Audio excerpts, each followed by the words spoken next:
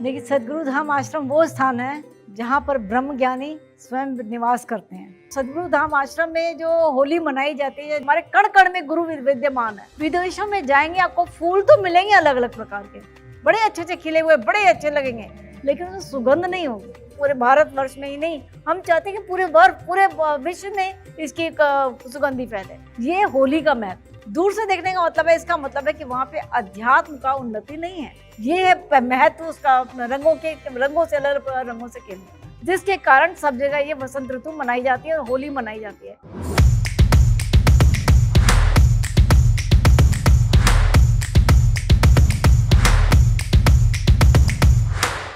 देखिए, सद्गुरु धाम आश्रम वो स्थान है जहाँ पर ब्रह्म ज्ञानी स्वयं निवास करते हैं और वो ब्रह्म ज्ञान के माध्यम से पूरे विश्व में उनके पास वो दिव्य दृष्टि है जिसके माध्यम से पूरे विश्व में सब कुछ देख लेते हैं। पल में हर जगह उनको पता होता है कहाँ पे क्या हो रहा है। तो जो सद्गुरु धाम आश्रम में जो होली मनाई जाती है, जो और सब जगह मनाई जा रही है, मेन बसंत पंचमी के कारण केवल आप देखिए कि भारत में ही मनाई जाती है। और भारत में ये मनाई जाने का मतलब बसंत ऋतु में ही क्यों मनाई जाती है, फाल्गुन में ही क्यों मनाई जाती है, उसका कारण ये है कि देखिए, अब अलग बसंत में क्या होता है, अलग अलग प्रकार के फूल खिलते हैं, उसकी सुगंध पूरे वातावरण में फैलती है ना। लेकिन अब बाहर विदेशों में जाइए, मैं विदेशों में बहुत भ्रमण की हूँ, इसलिए मैं बता पा रही हूँ आपको। विदेशों में जाएंगे, आपको फूल तो मिलेंगे अलग अलग प्रकार के, बड़े अच्छे अच्छे खिले हुए, बड़े अच्छे लगेंगे, लेकिन उसमें सुगंध नहीं होगी। क्यों? क्योंकि सुगंध जो है वो मनुष्य के अंदर से प्रेम से निकलती है। हृदय चक्र उस समय जो ब्रह्म ज्ञानी हमारे कण कण में गुरु विद्यमान है। हमारे यहाँ पर जिस धराधाम पे जाएंगे, अलग अलग सब प्रकार गुरुओं की साधनाएं चल रही हैं। ब्रह्म ज्ञानी तो एक ही होता है, लेकिन पूरे विश्व में, हमारे पूरे भारत में, आप काशी में चले जाइए, कई गुफाओं में चले जाइए, हिमालय में कंदराओं में चले जाइए, सब जगह गुरु बैठे हैं। तो उनकी जो अध्यात्म में जो उनकी प्राण ऊर्जा निकलती है, उनकी जो ऊर्जा से जो सुगंधी फैलती है, वो सुगंधी हमारे फूलों में बसंत ऋतु में भी आती है, जिसके कारण सब जगह ये बसंत ऋतु मनाई जाती है और होली मनाई जाती है, ताकि एक साधारण मनुष्य वो हंसमुख रह सके। उसमें भी वही जो फूलों में सुगंधी है, वो उनके अंदर भी वो सुगंधी फूल खिल सके और वो हृदय चक्र उनका जो खिल सके। हृदय में ही प्रेम का वास है, उसी प्रेम का ही स्फुरण जो कमल खिलेगा, तो उसे पूरे संसार, हमारे पूरे भारतवर्ष में ही नहीं, हम चाहते हैं कि पूरे विश्व में इसकी सुगंधी फैले। पहले भारत ही जो अध्यात्म गुरु कहलाता था, पूरा विश्व उसी की तरफ ही देखता था। और आज भी जो है धीरे धीरे करके यही होने जा रहा है कि पूरा विश्व जब भारत की तरफ ही देखेगा कि अध्यात्म का अगर सीखना है तो वहीं से जाकर के सीखो। धीरे धीरे करके वही होने वाला है। तो ये जो होली का महत्व है, मैंने आपको बताया कि बाहर आप विश्व में कहीं भी चले जाइए, यूएसए जाइए, यूरोप में चले जाइए, वहाँ के फूलों में सुगंध नहीं है। कारण क्या है? मैंने कई लोगों से पूछा, भाई कारण क्या है, कोई नहीं बता पाया।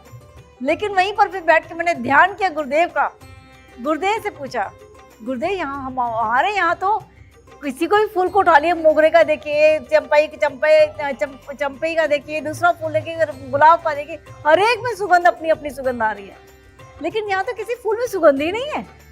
किसी फूल को उठा लो, सूंघो तो लगता है कि अरे यार क्या है, लेकिन दूर से देखने में अच्छा लगता है।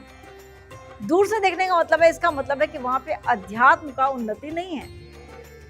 बहुत बड़ी बात मैं बता रहे, अध्यात्म का उन्नति वहाँ जीरो है। वहाँ पर वो मटेरियलिस्टिक वर्ल्ड है। मटेरियलिस्टिक वर्ल्ड से वो साइंस के माध्यम से अलग अलग प्रकार की खादें बना लिए, उससे फर्टिलाइजर से फूल तो उनका हो रहा है, खूब खिल रहा है, हमारे भारत से भी अच्छा फूल खिल रहा है, लेकिन खुशबू नाम मात्र की नहीं है। ये फर्क भारत में और इसमें, ये होली का महत्व। क्यों रंग हम यहाँ पे अलग अलग रंगों से खेलते हैं, या भस्म से खेलते हैं, या उससे खेलते हैं। भस्म से खेलने का मतलब है कि वो बता रहे कि ये जो जीवन है क्षणभंगुर है। ये जीवन और मृत्यु के बीच में जीने का जो कला है, वो कला हमें भारत में सिखाने की विधि मिलती है। वो गुरु ही सिखाता है हमें किस प्रकार से जीना है। और जो रंगों की जो होली खेलते हैं, हरा, पीला, नीला, सब प्रकार के रंगों से खेलते हैं। उससे रंगों से मतलब है कि हमारे अलग अलग प्रकार के प्रकृति में वैसे ही फूल खिलने शुरू होते हैं। ये है महत्व उसका, रंगों से अलग रंगों से खेलने, ताकि उससे हमारे जो हम देखते हैं, कभी नीला फूल खिला है, कहीं बैंगनी फूल खिला है, कहीं पर ये जो अलग अलग रंग हैं, वो इसी के कारण है। क्योंकि हमारे उसमें हम जो गले लगा कर एक दूसरे को होली मुबारक करते हैं, होली गले लगाते हैं, चाहे दुश्मन भी होता है उसको भी गले लगाते हैं। अरे नहीं, आज के दिन तो हम मित्र हैं, कल देखेंगे जो होगा सो होगा। तो ये जो भाव हृदय से हृदय का जब मिलन होता है, उससे जो एक ऊर्जा ऊपर चलती है, वो जाकर के प्रकृति में मिलती है, और प्रकृति में मिलने के कारण अलग अलग प्रकार के फूलों का वहाँ पर उत्पत्ति होती है। क्योंकि ये भी साइंस है कम्प्लीटली कि प्रकृति हमारे ही द्वारा बन रही है। हम जो श्वास ले रहे हैं, हम जो विचार करें, उसी के माध्यम से प्रकृति बन रही है। यही अध्यात्म का महत्व है। अब मैं बताऊंगी आपको कि गुरुदेव ने दिव्य गुप्त विज्ञान दिया है। वो दिव्य गुप्त विज्ञान के बारे में थोड़ा बता। देखिए, जब वो जो है गुरु, जब ब्रह्म ज्ञानी गुरु जो है अपना, उसको गुरु कहता है कि अब तू समाज में रह करके समाज का कल्याण कर, उसके लिए उन्होंने दिव्य गुप्त विज्ञान का अन्वेषण किया। हमारे स्वामी कृष्णानंद जी महाराज ने दिव्य गुप्त विज्ञान का अन्वेषण किया। अब वो दिव्य गुप्त विज्ञान के माध्यम से जो आप हिप्नोसिस सीखते हैं, हिप्नोटिज्म सीखते हैं, या सबकॉन्शियस माइंड की बात सीखते हैं, मन को नियंत्रण करने की बात सीखते हैं, अपने मन को खुश रखने की बात सोचते हैं, या चक्रों को जागृत करने की बात सोचते हैं, या अपने सुरक्षा कवच में लेने की बात करते हैं, भूत प्रेत बाधा को दूर करने की बात करते हैं, घर को साफ करने की बात करते हैं, वो सारी बातें दिव्य गुप्त विज्ञान के इन 3 दिव्य अस्त्रों में मात्र गुरुदेव दे देते हैं। क्या आप अपने घर को, मेरे घर आप लेके जाओ ना, क्यों किसी तांत्रिक के और मांत्रिक के पीछे में पड़ते हो? क्यों किसी मंदिर में जाकर के चक्कर काटते हो? तुम स्वयं, ये जो शरीर है यही मंदिर है, यही ब्रह्म ज्ञानी सिखाता है। तुम्हारे अंदर ही परमात्मा रहता है। इसीलिए वो दिव्य गुप्त विज्ञान देते हैं कि तुम अपने ऊपर विश्वास करना पहले सीखो। इधर उधर भटकने की जगह एक जगह बैठ जाओ। जब अपने ऊपर विश्वास हो जाएगा तो आप कहीं और भटकेंगे नहीं, अपने अंदर ही उस परमात्मा को खोजना शुरू करेंगे। और वो तब वो देते हैं स्वर विद्या। स्वर विद्या क्या है कि आपका ही ईड़ा पिंगला में हम जो श्वास ले रहे हैं, ये श्वास के अंदर ही परमात्मा कहीं छुपा है। उस श्वास में अंदर परमात्मा को दिखाने के लिए गुरु हमें स्वर विद्या 7 दिन मात्र में हमें हमारे सारे चक्रों को जागृत करके उस स्वर को दिखा देते हैं कि देखो इसके अंदर जो प्रकाश है यही परमात्मा है। तो ये स्वर विद्या अनमोल विद्या है जो केवल गुरु के माध्यम से, जीवंत गुरु के माध्यम से ही चलती है।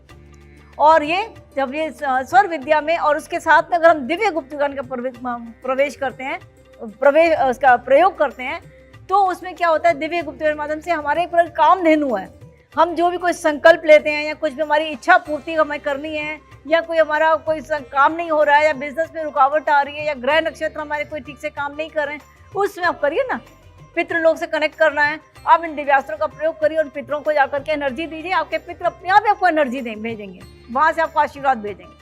तो ये दिव्य गुप्त विज्ञान ऐसा ही कामधेनु गाय है जिसके माध्यम से आप हर इच्छा को पूर्ति कर सकते हैं। ना केवल वही इसकी इच्छा पूर्ति कर सकते हैं, बल्कि आप सबकॉन्शियस लेवल माइंड को, जो आपका पावरफुल माइंड है, जिसमें आप अपना उस, जैसे आप दिव्यास डालते हैं, आपका सबकॉन्शियस माइंड जो है उस लेवल पे आप पहुंच जाते हैं, और उस वक्त जो भी फीड करते हो सबकॉन्शियस माइंड में, जिसके लिए आज जो है जो साइकेट्रिस्ट हैं, हिप्नोटिज्म करने के लिए आपसे जो है 25,000 50,000 ऐसे फीस ले रहे हैं। लेकिन यहाँ तो आपसे हम केवल 5,000 में आपको जो सिखा देते हैं कि आओ आकर के सीख करके अपना कामधेनु गाय ले जाओ, अपने घर अपनी इच्छाएं खुद पूर्ति कर लो। क्यों किसी और के जाते हो?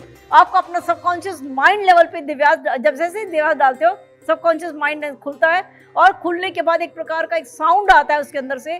वो साउंड को जैसे आप समझो कि आप सबकॉन्शियस माइंड लेवल पे आप पहुंच गए हो, और उस लेवल पे पहुंच करके आप उसमें जब कुछ भी इच्छा डालते हो, कोई भी इसमें हो चुका है, आप प्रेजेंट परफेक्ट टेंस में डालते हो, तो वो आपका कार्य अपने आप ही माइंड आपका इस बॉडी करवाने लग जाती है, आपका वो इम्प्लीमेंट होने लगता है वो कार्य, चाहे वो कितना भी कठिन कार्य क्यों ना हो, क्योंकि वो हमारा सबकॉन्शियस माइंड जानता है इसको कैसे पूरा करना है। क्योंकि उसी वो सबकॉन्शियस माइंड आपका परमात्मा के द्वारा कंट्रोल हो रहा है, आपके द्वारा कंट्रोल नहीं हो रहा है। उस परमात्मा तक आपने बात पहुंचा दी, और वो परमात्मा इस शरीर के माध्यम से, क्योंकि ये कर्म का जो ये स्थूल शरीर है, ये कर्म के लिए है, कर्म करने के लिए, तो इसके माध्यम से हमारा अपने आप ही वो कार्य सफल हो जाता है। ये है दिव्य गुप्त विज्ञान। इसकी इतनी बड़ी इंपॉर्टेंस है, लेकिन इसको कोई लोग समझ नहीं पा रहे हैं, यहाँ ठीक से कर नहीं पा रहे हैं, क्योंकि चलता कैसे है, केवल गुरु और शिष्य के माध्यम से। गुरु में जितना गहरा विश्वास और श्रद्धा अपने गुरु के प्रति होगी, उतना ही ज़्यादा ही दिव्य गुप्त विज्ञान कार्य करता है। अगर आपके मन में गुरु के प्रति श्रद्धा जो है नहीं, डाउट है कहीं पर भी, तो डाउट होने का मतलब जहाँ पर भी आपको संदेह होता है, अरे पता नहीं गुरु तो वहाँ बैठे हैं, मेरे को सुन रहे हैं कि नहीं सुन रहे हैं। गुरु जब ब्रह्मज्ञानी होता है ना, वो कण कण में व्याप्त होता है, ब्रह्मांड के किसी कोने में भी आप चले जाइए, आप जैसे ही वो गुरुदेव ने बोला है कि ये मंत्र बोलो और मैं तुरंत वहाँ हाजिर हो जाऊँगा, तो वो एकदम तुरंत वहाँ हाजिर भी हो जाते हैं। और उसके बाद आप जो आपसे इच्छा होती है, करनी होती है, कहते हैं प्रयोग कर, मैं खड़ा हूँ। वो दिव्यास्त्रों का प्रयोग करते हैं और वो अपने आप ही आपका जो है कार्य होने लगता है। ये मैंने कई बार विदेशों में जाकर के प्रयोग करके देखा है, तुरंत वो एनर्जी जो है कार्य करती है।